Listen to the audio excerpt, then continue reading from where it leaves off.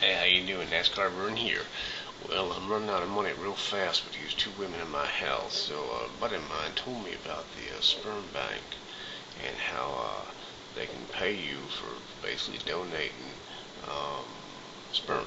So I went down there today and I had an interview with a very nice lady. And she's asking all kinds of questions like, my age and my sex and family history, diseases, and all of that.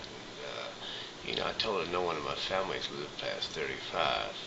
So, we live fast and we die young, which is a real good thing because we're like, very young and dynamic. And she's like, what's your IQ? And I said, well, I'm going to be honest about that. I got an F on that test. And she said, no, that's not possible. It's all by number. What's your number, IQ number? And I said, no, they told me that I got an F. They didn't give me no number. So she's like, are you employed? And I said, yes, ma'am, full time. And she said, what's your highest level of education? And I said, I was pretty high during much of my education. That's true. And then she explained, and then she was trying to fool me. I said, yeah, I graduated high school, and that's, junior high school, actually.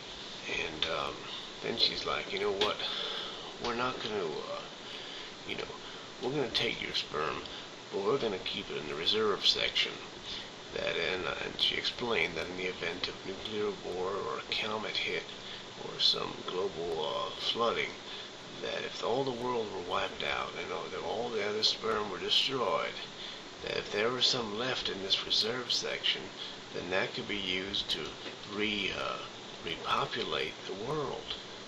And I'm like, yeah. You mean I could be like Adam and Eve, Adam guy? And she said, exactly. So I said, sign me up for that. So she gave me this cup, and I go and do my business. And then, they had to wait around because I wanted to do this sperm count.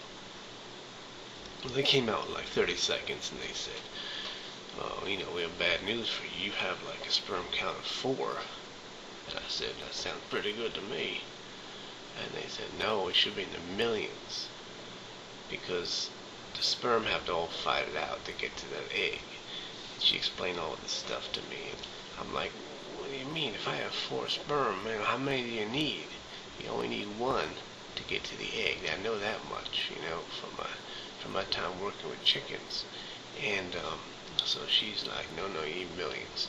And it's a problem, you only have 4. And then it's like, she asked me, have you been exposed to any chemicals? Yeah. Tobacco? Yeah. And radiation?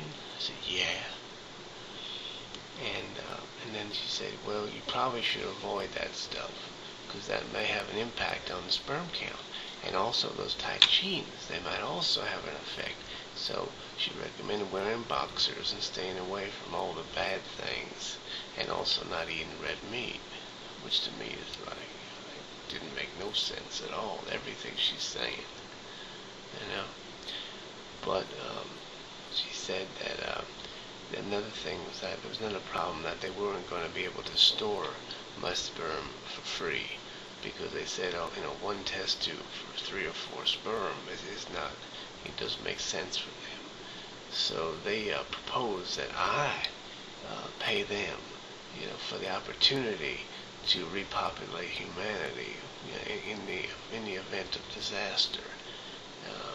The Bible talks about all kinds of bad stuff, and I thought, well, I want to be on the spot in case something like that happens, and have me repopulate the world. So I signed up for that, and I don't have to pay nothing until like June 2009, and it's a very low APR. So I think I got a real good deal on that. So that's what I did today. I saved humanity. Not bad for one day's work, wouldn't you say? So I'll see you real soon. This is nascarvern, and you take care now and happy holidays.